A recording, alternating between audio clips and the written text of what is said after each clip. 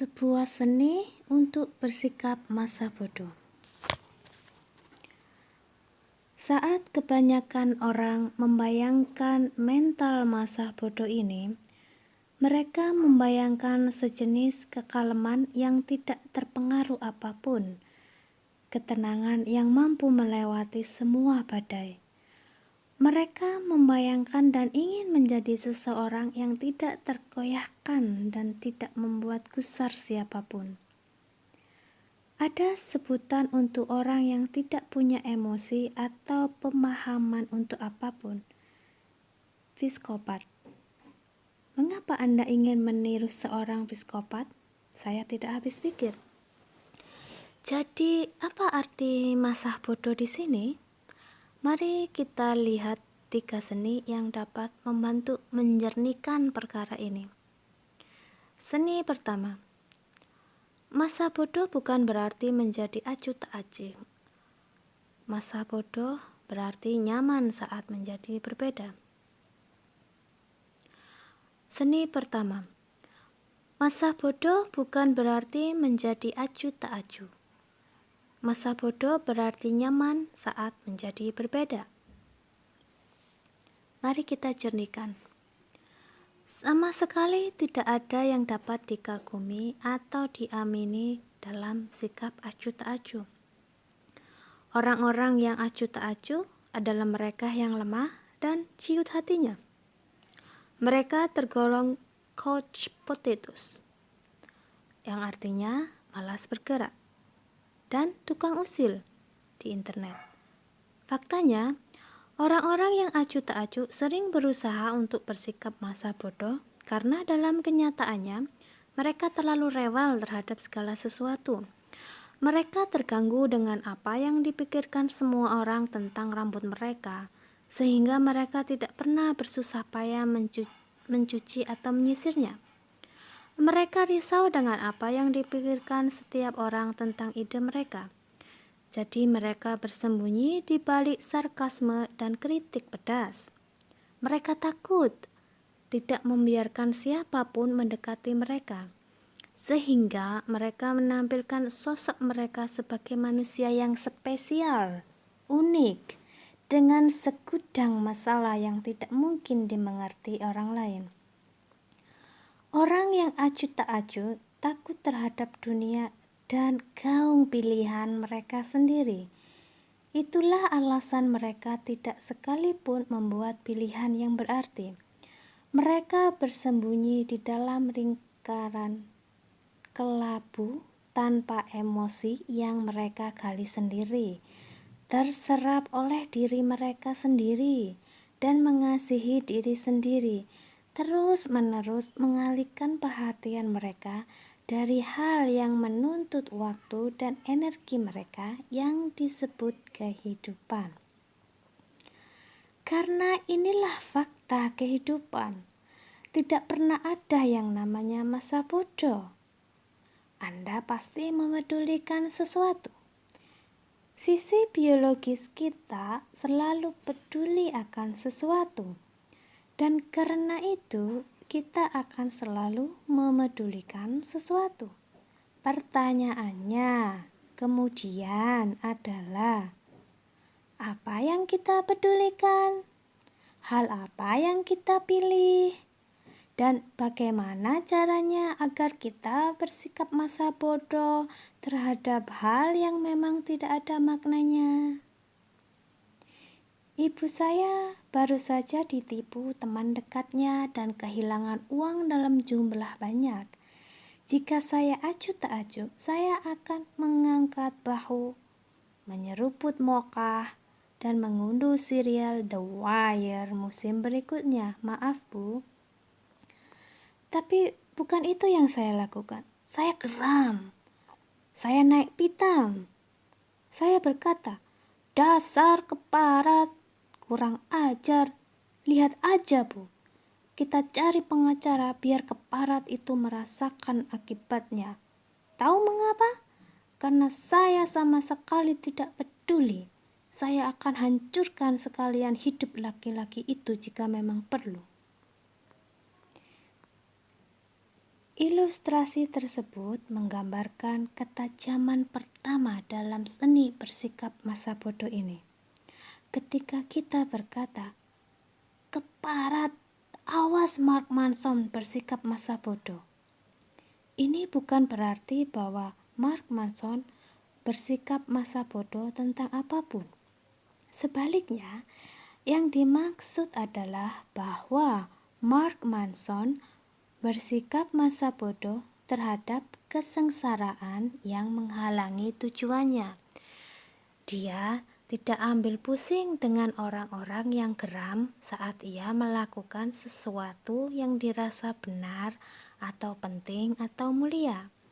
Artinya adalah bahwa Mark Manson adalah tipe orang yang akan menulis kisah dirinya sebagai orang ketiga hanya karena dalam pikirannya itu adalah hal yang tepat untuk dilakukan. Dia hanya masa bodoh, itu saja. Inilah yang patut dikagumi. Tentu saja bukan saya yang harus Anda kagumi dalam kalimat-kalimat di atas, namun perjuangan dalam mengatasi kesulitan, kerelaan untuk menjadi berbeda, dipandang sebagai orang buangan, sampah masyarakat, semua itu ditempuh demi nilai-nilai orang itu sendiri. Kesedihan untuk menatap lekat-lekat kegagalan dan mengangkat jari tengah Anda ke arahnya. Orang-orang yang tidak peduli dengan kerasnya perjuangan itu, tak peduli dengan resiko kegagalan, masa bodoh akan hal-hal yang memalukan yang mungkin terjadi. Orang-orang hanya tertawa lalu kembali mengerjakan apa yang mereka yakini. Karena mereka tahu kalau itu benar. Mereka tahu kalau itu lebih penting daripada diri mereka sendiri. Lebih penting daripada perasaan mereka sendiri dan kebanggaan serta ego mereka sendiri. Orang-orang ini berkata, "Persetan." Tidak untuk semua hal, namun untuk setiap hal yang tidak penting dalam hidup. Mereka menyimpannya untuk perkara yang sungguh penting. Teman-teman, keluarga, target hidup, burritos, dan mungkin 1 atau 2 gugatan hukum. Dan karena keputusan itulah, karena mereka memutuskan untuk menyimpan kepeduliannya hanya untuk hal-hal besar yang penting, sebagai balasannya orang-orang jadi peduli terhadap mereka. Karena berikut ini lagi-lagi adalah fakta tentang kehidupan.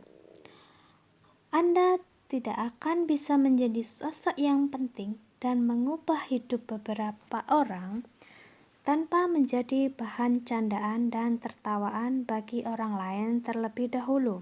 Tidak akan bisa. Karena tidak ada yang sempurna. Tidak ada yang bisa menghindari kesulitan. Ada sebuah ungkapan, "Entah kemanapun kamu pergi, disitulah dirimu."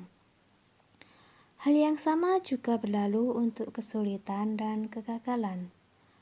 Masa bodoh kemanapun Anda pergi, akan ada 300 kilogram kesulitan yang menanti Anda. Dan itu tidak apa-apa. Intinya adalah bukan menghindari kesulitan. Intinya adalah menemukan hal sulit yang bisa Anda hadapi dan nikmati. Seni yang kedua, untuk bisa mengatakan bodoh amat pada kesulitan, pertama-tama Anda harus peduli terhadap sesuatu yang jauh lebih penting dari kesulitan. Bayangkan, Anda berada di toko bahan makanan dan Anda melihat seorang wanita tua berteriak kepada seorang kasir, memakinya karena tidak memperbolehkannya menggunakan kupon 3 sennya. Mengapa wanita ini mengamuk? Toh itu cuma 3 sen. Akan saya katakan alasannya. Wanita itu mungkin tidak punya hal lain yang lebih baik untuk dilakukan di setiap hari selain duduk di rumah menguntingi kuponnya. Dia tua dan kesepian. Anak-anaknya brengsek dan tidak pernah datang berkunjung. Dia tidak pernah lagi bercinta selama lebih dari 30 tahun. Dia tidak bisa kentut tanpa merasa sangat kesakitan di punggung bagian bawahnya. Tunjangan pensiun adalah tumpuan hidup terakhirnya. Dan dia kemungkinan akan meninggal dengan memakai popok dewasa sambil membayangkan dirinya berada di Candyland. Jadi, wanita renta itu pun mengguntingi kupon-kupon tersebut. Hanya itu yang dimilikinya, dirinya dan kupon keparatnya. Hanya itu yang penting baginya, karena tidak ada hal lain yang bisa ia pedulikan. Dan begitulah, saat kasir berjerawat berusia 17 tahun itu menolak untuk menerima satu pun kuponnya, ketika si kasir berusaha melindungi mesin hitung uangnya layaknya kesatria yang melindungi keperawanan seorang gadis, jadi jelas sekali si nenek akan benar-benar meledak. Kejengkelan selama 80 tahun akan tumpah seketika, seperti hujan es yang dahsyat yang mengiringi kecerewetan nenek itu tentang "Di zamanku dulu tidak seperti ini," atau "Di zamanku dahulu orang lebih punya tata krama." Alasan dibalik orang-orang yang mengobrol kepedulian mereka seperti es krim di perkemahan musim panas ini adalah bahwa mereka tidak punya sesuatu yang layak untuk dipedulikan. Jika Anda menyadari kalau diri Anda secara konsisten memberikan porsi perhatian yang terlalu berlebihan untuk hal sepele yang membuat Anda gusar, foto baru mantan pacar Anda di Facebook, betapa cepat baterai remote TV Anda mati, kehilangan kesempatan membeli hand sanitizer 2 gratis 1, artinya Anda tidak punya sesuatu yang layak dikerjakan di hidup ini.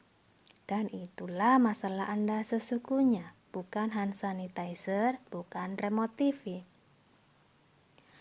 Saya pernah mendengar seorang seniman mengatakan bahwa ketika seseorang tidak memiliki masalah, pikiran secara otomatis akan menemukan cara untuk menciptakan suatu masalah. Saya rasa apa yang sebagian besar orang, khususnya orang kulit putih kelas menengah terdidik yang ngehe, artinya manja, anggap sebagai masalah hidup, sesungguhnya hanya efek samping dari tidak ada sesuatu yang lebih penting untuk dipedulikan. Jadi, menemukan sesuatu yang penting dan bermakna dalam kehidupan Anda mungkin menjadi cara yang paling produktif untuk memanfaatkan waktu dan tenaga Anda, karena jika Anda tidak menemukan sesuatu yang penuh arti, perhatian Anda akan tercurah untuk hal-hal yang tanpa makna dan sembrono. Seni yang ketiga, entah Anda sadari atau tidak, Anda selalu memilih sesuatu hal untuk diperhatikan. Orang-orang tidak dilahirkan dalam keadaan tanpa kepedulian. Faktanya, kita dilahirkan untuk risau terhadap terlalu banyak hal. Pernahkah Anda melihat seorang anak kecil yang menangis karena warna biru di topinya tidak sesuai persis? Sungguh anak kecil yang bikin repot. Saat kita belia, semua hal terasa baru dan seru, dan semuanya tampak begitu berarti. Karena itu, kita jadi peduli banyak hal. Kita peduli tentang setiap hal dan setiap orang, tentang apa yang dikatakan orang atas diri kita, tentang apakah cowok atau cewek yang manis itu membalas telepon kita atau tidak, tentang apakah kaos kaki kita cocok atau tidak, atau warna balon ulang tahun kita. Ketika kita beranjak dewasa, didukung oleh banyak pengalaman, dan setelah menyadari bahwa banyak waktu terlewat begitu saja, kita mulai memperhatikan bahwa sebagian besar hal semacam ini hanya memiliki dampak yang kecil dalam hidup kita. Orang-orang yang komentarnya sangat kita risaukan sebelumnya tidak lagi terhitung di dalam kehidupan kita. Penolakan-penolakan yang menyakitkan yang pernah kita rasakan telah memberi andil yang sangat baik. Kita jadi tahu betapa kecilnya perhatian yang diberikan oleh orang lain pada detail-detail superficial tentang diri kita. Dan kita pun akhirnya memilih untuk tidak lagi menanggapi mereka terlalu serius. Intinya, kita menjadi semakin selektif terhadap perhatian yang rela kita berikan. Inilah sesuatu yang kita sebut kedewasaan. Ini bagus. Sebaiknya Anda mencobanya suatu kali. Kedewasaan muncul ketika seseorang belajar untuk peduli hanya pada sesuatu yang sangat berharga.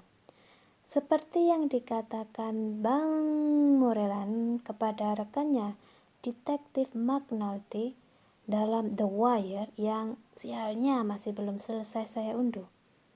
Itulah yang Anda dapatkan jika mencurahkan perhatian tidak pada saatnya.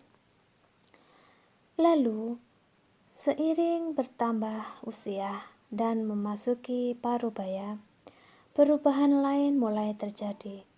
Energi kita mulai menurun. Identitas kita pun mulai menguat.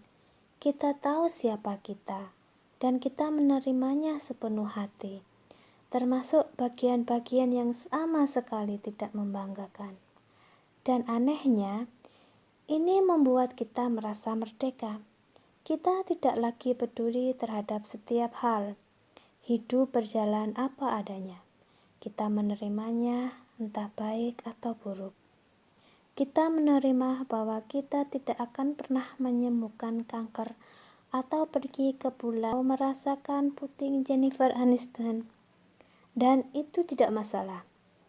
Hidup terus berjalan. Jadi sekarang ini kita bisa menyisihkan perhatian kita yang semakin berkurang untuk hal yang benar-benar layak dalam kehidupan kita, keluarga kita, teman-teman terbaik kita, ayunan golf kita, dan herannya, hal-hal itu sudah cukup membahagiakan. Penyederhanaan ini sesungguhnya membuat kita senantiasa merasa sangat bahagia, dan kita mulai berpikir, mungkin apa yang dikatakan Bukowski, pecandu alkohol yang gila itu memang benar adanya. Jangan berusaha. Jadi Mark, ngomong-ngomong, apa inti buku ini? Buku ini akan membantu Anda berpikir sedikit lebih jelas untuk memilih mana yang penting dalam kehidupan dan mana yang sebaliknya. Saya yakin bahwa sekarang ini kita menghadapi suatu wabah psikologis, yaitu ketika orang-orang tidak lagi menerima dengan tenang bahwa kadang-kadang ada hal yang tidak menyenangkan dalam hidup ini. Saya tahu ini terdengar kurang intelektual, hanya di permukaan, tapi yakinlah masalah ini menyangkut hidup atau mati. Karena saat kita percaya bahwa mengalami hal-hal yang tidak menyenangkan itu sangat memalukan, secara tidak sadar kita mulai menyalahkan diri sendiri. Kita mulai merasa sepertinya ada sesuatu yang salah di dalam diri kita. Kita menggerakkan kita ke semua jenis kompensasi yang fatal, seperti membeli 40 pasang sepatu, atau menenggak khanak. Khanak itu obat penghilang rasa sakit, dengan vodka chaser, cairan yang diminum setelah vodka. di suatu malam Rabu atau menembaki bus sekolah yang penuh dengan anak-anak. Kepercayaan ini bahwa tidak sempurna itu memalukan adalah sumber tumbuhnya lingkaran setan yang mulai mengambil alih peradaban kita. Cuek dan masa bodoh adalah cara yang sederhana untuk mengarahkan kembali ekspektasi hidup kita dan memilih apa yang penting dan apa yang tidak. Usaha untuk mengembangkan kemampuan ini mengarah pada sesuatu yang saya pikir bisa menjadi semacam pencerahan praktis. Bukan pencerahan yang mengawang-awang, penuh mimpi kebahagiaan, mengakhiri semua penderitaan, dan semua omong kosong motivasional. Sebaliknya, saya melihat sebuah pencerahan yang sifatnya praktis, yang sejalan dengan ide bahwa beberapa penderitaan mustahil dihindari. Bahwa apapun yang Anda lakukan, hidup ini akan tetap berisi kegagalan, kerugian, penyesalan, dan bahkan kematian. Karena begitu Anda nyaman dengan semua tahi yang dilemparkan oleh kehidupan pada Anda, percayalah akan ada sangat banyak. Anda akan menjadi tak terkalahkan pada level spiritual yang paling dasar. Apalagi satu-satunya cara untuk mengatasi kepedihan yang timbul adalah pertama-tama belajar bagaimana menanggung semua itu. Buku ini tidak berbicara bagaimana cara meringankan masalah atau rasa sakit Anda. Buku ini bukan pula panduan untuk mencapai suatu keagungan. Tidak akan bisa. Karena keagungan hanya sebuah ilusi dalam pikiran kita. Suatu destinasi bohongan yang seakan wajib kita capai. Kata atletis dalam psikologi kita sendiri. Sebaliknya, buku ini akan mengubah rasa sakit Anda menjadi sebuah peranti, trauma Anda menjadi kekuatan, dan masalah Anda menjadi masalah yang lebih baik. Ini baru gerak yang sesungguhnya. Renungkanlah hal ini sebagai panduan saat mengalami penderitaan dan bagaimana cara untuk mengambil tindakan yang lebih baik, lebih bermakna, penuh dengan kasih sayang dan kerendahan hati. Inilah buku yang akan membuat Anda bergerak secara ringan, tak peduli seberapa berat beban Anda.